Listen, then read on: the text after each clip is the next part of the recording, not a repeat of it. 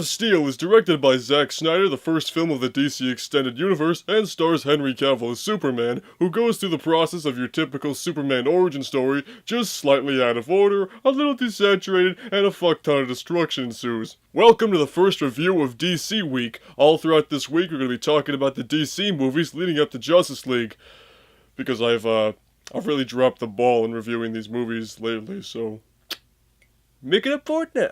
So, let's begin with the positives first. Henry Cavill is Superman. Now, some people are on the fence about Henry Cavill's Superman, but personally, I like him. I mean, like, how can you not look at Henry Cavill in the suit and be like, yeah, that's Superman? I think the problem that some people have with Henry Cavill's Superman is that to them, he hasn't really had the opportunity to flesh out the Superman character too much, because he's only had one solo film. He took a back seat in the sequel because, Batman showed up, so I do think Henry Cavill will have the chance to show off what he can do as Superman truly, but we may have to wait a while for that. But ultimately, I like what he's doing so far, so keep it up. Amy Adams is Lois Lane in this movie, and well, I think that's kind of the unexpected casting choice, There's a few other different actresses that they could have maybe picked for Lois Lane, but Amy Adams is a good choice, She's got the fearless reporter side, but always has to get saved by Superman, which, some people have an issue with, but that's just how the character of Lois Lane is, so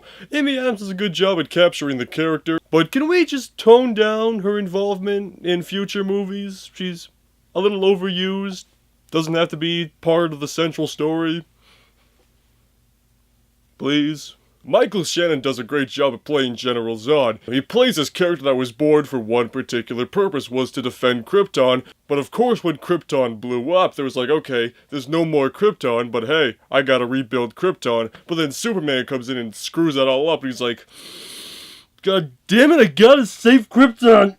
So, Michael Shannon, keep up the good work as General Zod. Oh wait, he died.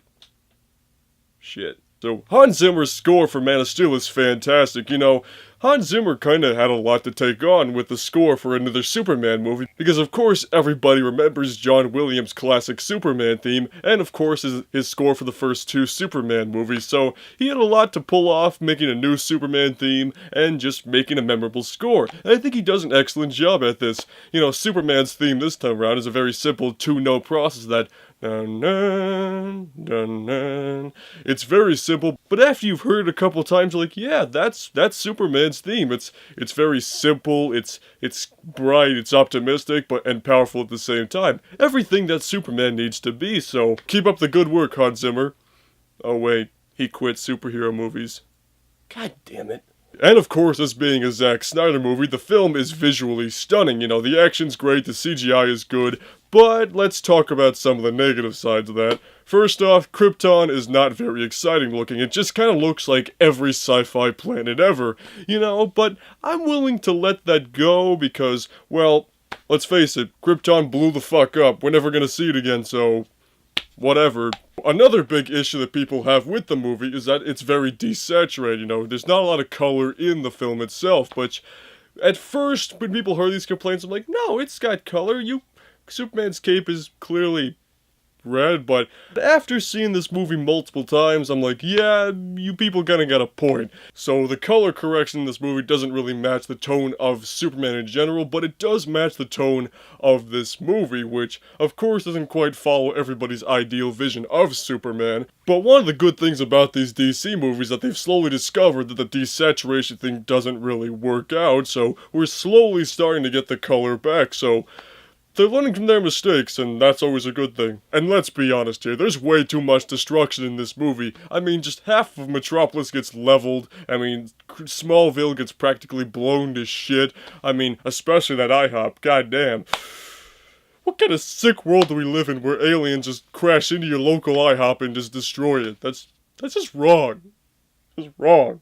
It's too much destruction for a first movie, I think if this was a couple movies down the line, like, yeah, the stakes have raised so much at the point, yeah, a couple movies in, there should be more destruction, but here, it should have been a little bit toned down. But at least they do answer to that in the sequel, and then pile on more destruction, so I don't know where I'm going with this. So, but one of the things I liked about this movie that some people have a real problem with is the fact that Superman is not perfect. I mean, this is the first time Superman's truly got to become Superman, you know? He's got the suit, he's learned about who he is, and then of course General Zod, his gang of Kryptonians come down to Earth threatening to blow it up and change into a new Krypton, so of course he's got to act quickly, and he doesn't know fully what to do yet. So we get to see him learn how to fly, and he's gonna make mistakes, but what we're slowly starting to see with these movies is that we're slowly but surely having Superman evolve into the Superman we know him in the comic books. So we're slowly going to see him become that ideal image of Superman, I think.